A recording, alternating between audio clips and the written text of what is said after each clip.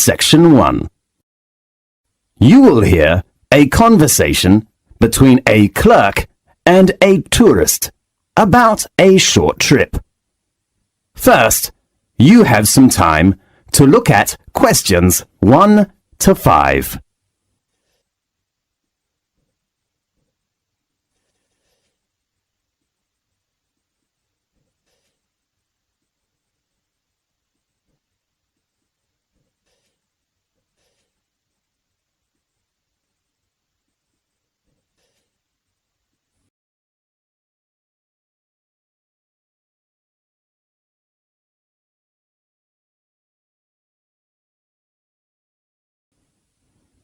You will see there is an example that has been done for you.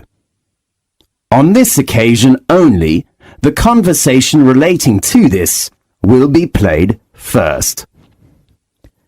Good morning, wonderful travel agency. How can I help you? Good morning. I'd like to know about the information about your short trip. What's the name of the trip?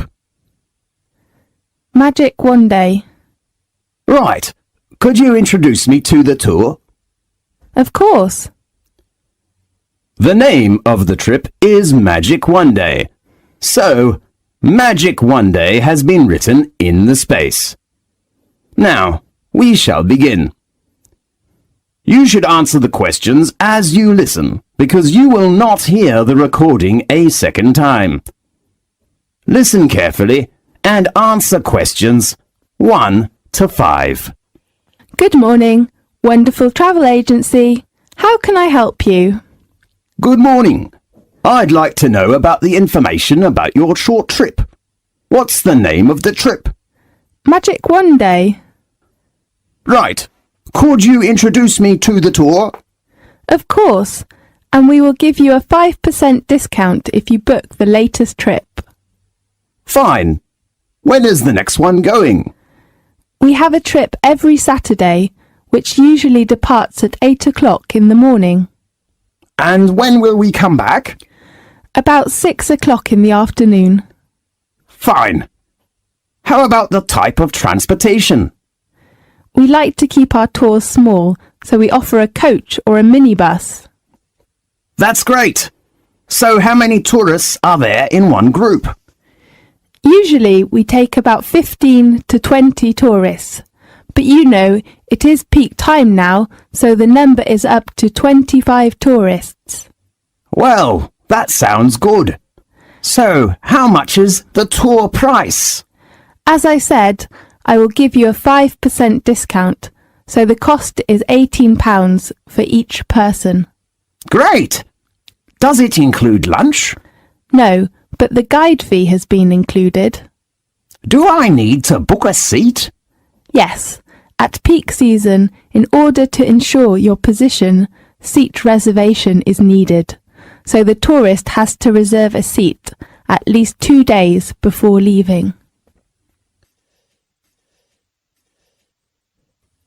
Now, look at questions 6 to 10.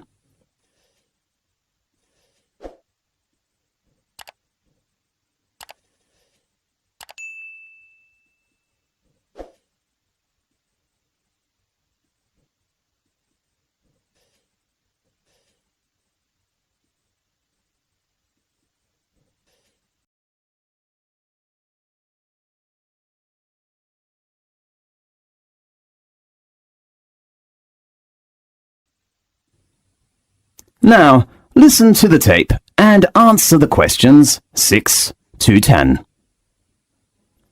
OK, and how about the deposit? You don't need to pay any fees in advance. Fine. How about payment? Cash or credit card? Because we collect money just before departing, the only payment we accept is cash. Fine. I see. That's okay. And let me confirm you with your customer reference number. Fine. That is FC864. Right, I'll write it down. How about other things do you want to know? Yes. I'd like to know what attractions we will visit during the tour. Well, let me check the time schedule. We will start at 8 o'clock and will arrive at Edinburgh about 10 o'clock. The first resort we will visit is Old Castles, the most famous Scottish castles. It is the home of the Scottish crown jewels, the oldest royal regalia in Britain. Well, may I take photos? Of course. I heard that the City Hall is a good place. Will we go there? The next tour does not include that place. OK. And then we will go on to St Giles's Cathedral, with 1,000 years of history. It is renowned for its stained glass, regal organ and beautiful thistle chapel. Great.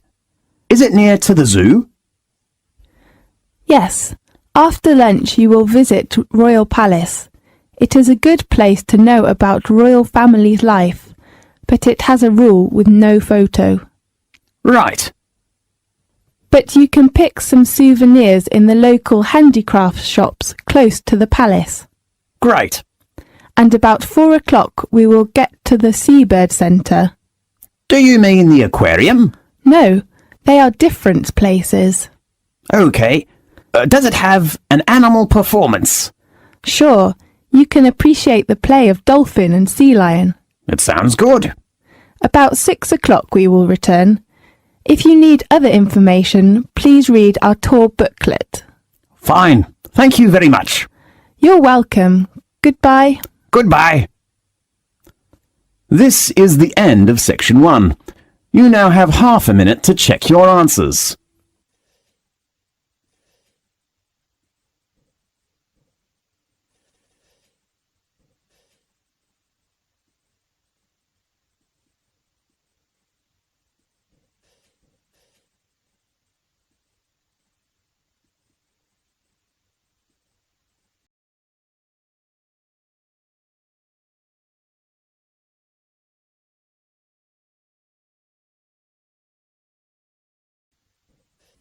Now, turn to section 2. Section 2. You will hear a conversation between a doctor and a student. First, you have some time to look at questions 11 to 15.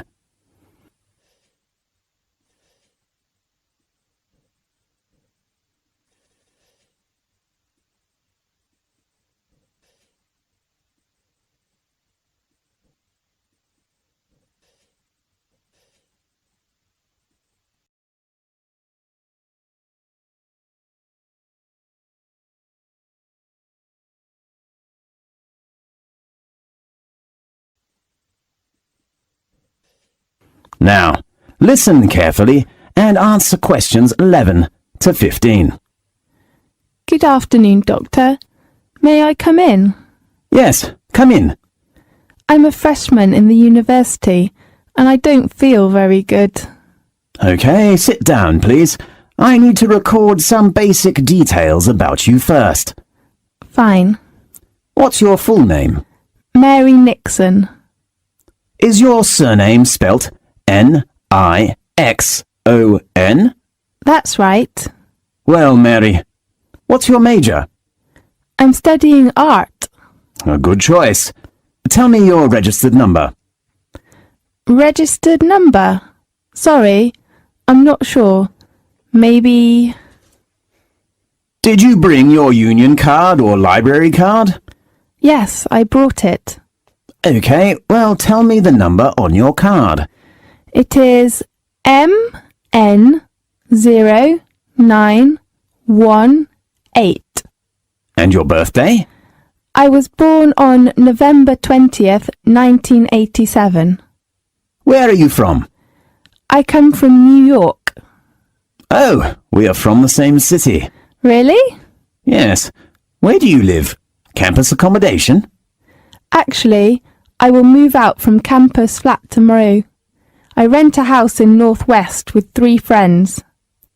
Fine. Tell me your present address. It is 17th King Street. OK, and your contact number? 3678259. Right, now let's get some of your medical background. Okay. Have you ever had any serious illnesses or accidents? I got gastritis when I was in middle school. Did you have an operation?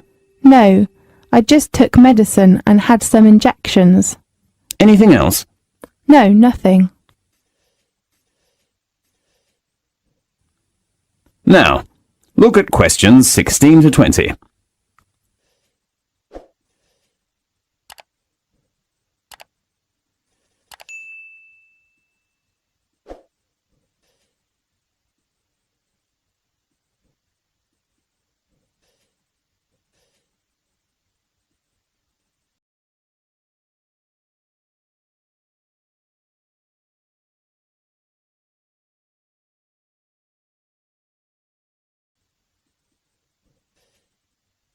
Now listen to the tape and answer the questions 16 to 20. So, Mary, what's your trouble? Well, recently I've been having some trouble with my head and eyes and nose. Oh no. I think I've got a terrible flu. Maybe or maybe not. Describe your problem specifically. Okay. Since last week I've been sneezing, and sometimes I can't stop, and even later I begin to feel dizzy. Do you get a fever? No.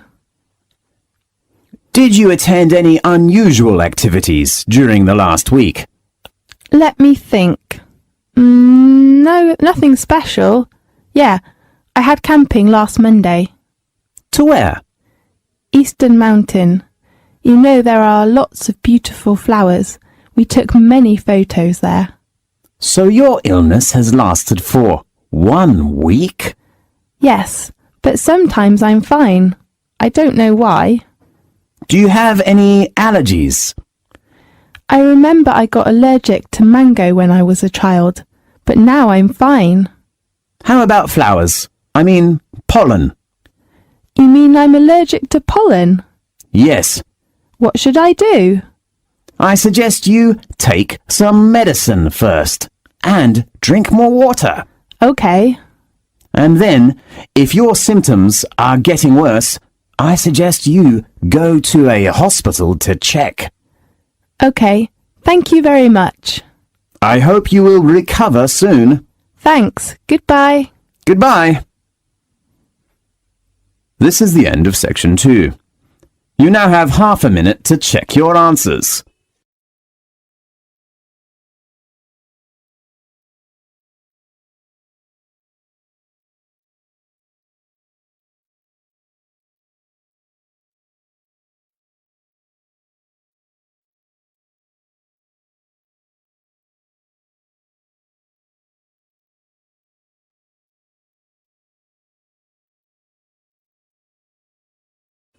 Now, turn to section 3. Section 3. You will hear a conversation between a new student and a lecturer. First, you have some time to look at questions 21 to 25.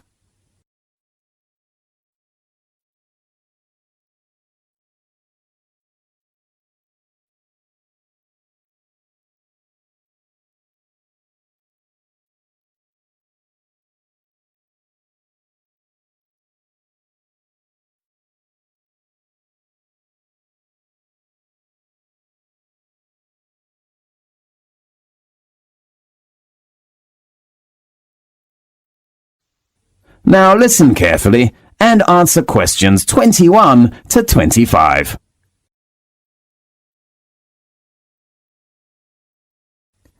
Good morning. May I come in? Yes, come in, please. I'm a new student and I'm looking for the Office of Engineering faculty. Is this the right place? Yes, this is the Faculty of Engineering. How can I help you? I know there was an orientation meeting last Friday, but I didn't attend that meeting. So I'm wondering if someone could give me some information about, the campus life or course requirements or something like that. Yes. Sit down, please. Where shall we begin? Firstly, how many lectures do I have to attend every week? You know, there are not too many lectures of postgraduate courses. Let me check. Oh, you have lectures on Monday, Wednesday, and Friday afternoon, from 2 p.m. to 4 p.m. How often do I have to attend seminars in a week? Well, there is only one group seminar on Thursday morning at 9 o'clock. You mean a group? Yes, How many people are there in one group? about 3 to 5. Fine. You will discuss about 20 minutes, and then the representative of your group will give a short presentation. A presentation? Right. Do all members in the group have a chance to give a presentation? Maybe. And then your subject advisor will give you a mark. A mark? Does that mean the representative's mark is all members' mark? That's right. How about attendance? The postgraduate attendance is only 70%, but a few students will be absent in our faculty. Fine. Should I choose the time? Because I have a part-time job. I am afraid not. You know, the postgraduate course is very intensive. We do not suggest that our students do any other jobs. Yes, I see. I will spend time on my course. Oh, how many modular courses are there in the coming academic year? You have 3 modular courses from September to June next year. Okay. Now, look at questions 26 to 30.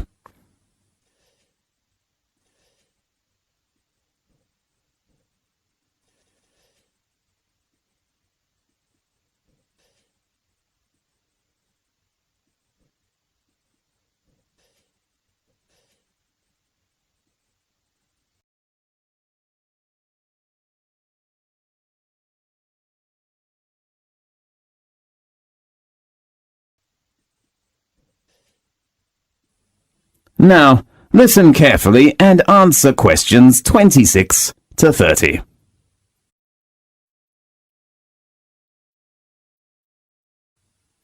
Anything else I can help you with? I'd like to know some information about the course assessment. Well, beside presentation, you will have an exam at the end of the term. An exam? What type of exam? It's an open book exam, Fine. but your main assessment is the assignment. You mean homework? Yes, you will have to write an assignment with 6,000 to 7,000 words every month. 6,000 to 7,000? Yes.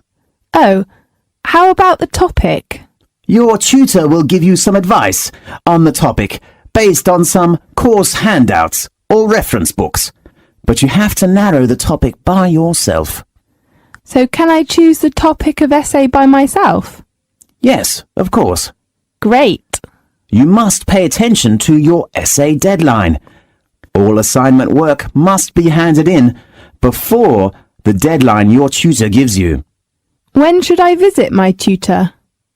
You should check your tutor's name and contact number on our website. Fine. Do you have a library card? No, I have not applied for one. I think you should register for a library card first, because you need it when you borrow reference books from the library. Okay, I will apply for one tomorrow morning. Anything else? The last thing is, how can I get my username and password for our university's website? First, you should go to the computer centre to register, and then they will give you a username and password. That's fine. Thanks for your introduction. You are welcome. See you later. See you. This is the end of section 3. You now have half a minute to check your answers.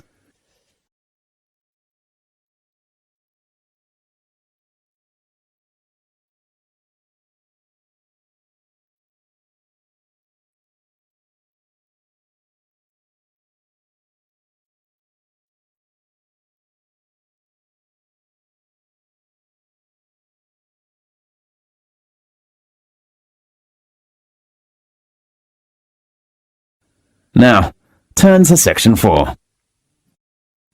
Section 4. You will hear a lecture about an animal living in South America. First, you have some time to look at questions 31 to 40.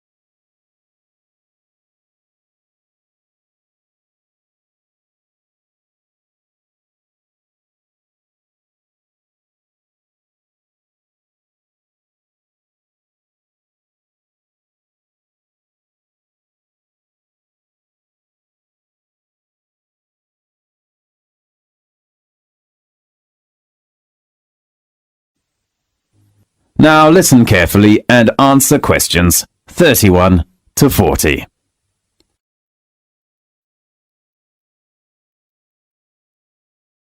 Welcome to Magic Animal Time. Today I'd like to give you an introduction to a magic animal called sloth. Native to Central and South American rainforests, the sloth is the slowest animal on Earth. It needs 12 seconds to finish one step, even slower than a tortoise. Algae grows on its brown furry back because of its inactive lifestyle. Even the fur of sloths is adapted to their lifestyle. Sloths usually hang upside down, so their stiff, wiry fur grows differently from the coats of most mammals. Horses' hair, for example, grows from the back, so rainwater will run off. Below this tough top layer, a dense downy layer of hair provides additional protection from pesky insects. The greenish cast of the sloth's shaggy fur is caused by symbiotic algae that grow in grooves running along the length of each of the mammal's outer hairs. The sloth hosts the algae, and the algae return the favor by providing nutrition that the sloth either ingests by licking its fur or absorbs through the skin. The grayish-green color makes the sloth look just like a clump of dry leaves hanging from a branch. The perfect jungle camouflage. And the longer a sloth lives, the greener it gets. Sloths have a short and flat head, a snout that is short in length, big round eyes, long tree-climbing legs, a stubby tail, and small ears, and though some have called them ugly, they have the cutest face that looks like they're always smiling, just like a koala in Australia. Sloths spend most of the day sleeping, curling up in a tree notch or hanging from a branch with all four legs closed together, their heads tucked between their front legs. People seldom see them much move, even when they are awake. Only at feeding time, sloths move more slowly and carefully, hand over and through the treetops, searching for leaves, fruits, and twigs. They even mate and give birth while suspended from their long, curved claws. Sometimes a sloth will die, hanging upside down from a tree limb, and remain so after death until they decompose or are forcibly removed. Why do sloths have such an unusual lifestyle? It's the strategy they evolved to survive as tree-dwelling plant eaters in a place with many predators. Most domestic herbivores, such as cattle, horse, and sheep, graze all day long. Because they feed on nutrient-poor vegetation, they must eat almost constantly. Sloths are also classified as herbivores, and their diets are also low in nutrition. But rather than munching all day long, they have become masters at conserving energy.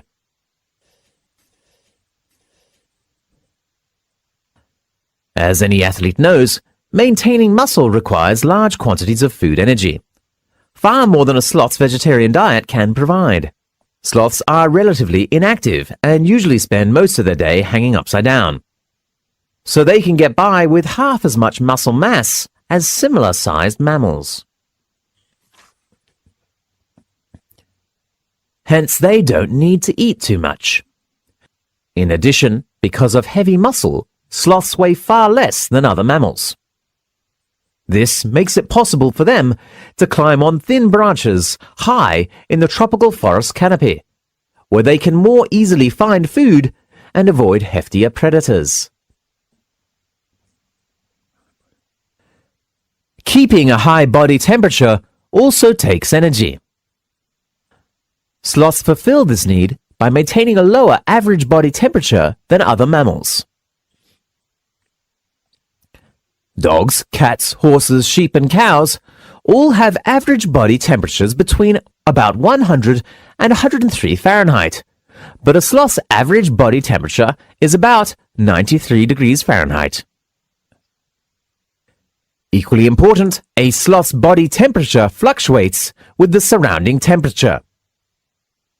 Like snakes and frogs, which are cold-blooded creatures, a sloth's body temperature is highest on warm, sunny days, and lowest at night and on rainy days. Sometimes, a sloth takes a sun bath in the morning, warmed up. Then, during the hottest times of day, it hides in the shade so it won't overheat. During a 24-hour period, a sloth's body temperature may vary as much as 10 degrees Fahrenheit. If the body temperature of a person, a cat, or a dog varies just 5 degrees Fahrenheit, it can be life-threatening. Because sloths have difficulty moving over land, they spend most of their time in the trees. They can get just about everything they need high above the forest floor, even water, which comes from eating juicy leaves and licking up drops of morning dew. Short bursts of feeding, followed by long periods of inactivity, make sloths less vulnerable to large raptors, such as harpy eagles, and other carnivores, such as ocelots. As long as sloths remain perfectly quiet and still, they're nearly impossible to detect. At feeding time, a sloth reaches out, grabs an overhead branch with its flexible feet, and tugs until the food is within reach of its long tongue. After pulling the vegetation into its mouth, the sloth clips the leaves with its hard, tough lips and slowly grinds them with a large, peg-like teeth. A sloth digests its food just as it does everything else, very slowly. People usually digest their food in about a day, but sloths can take about a month to finish the process. As soon as a sloth swallows a mouthful of pulverized plants, the bacteria in its stomach and intestines begin breaking down the food. It takes many hours for the bacteria to digest the tough plant material that makes up a sloth's diet. Only then can the sloth absorb the nutrients it needs to live and grow. So, do you have a new understanding about the slow but not lazy animal? Next week, we will talk about... This is the end of section 4. You now have half a minute to check your answers.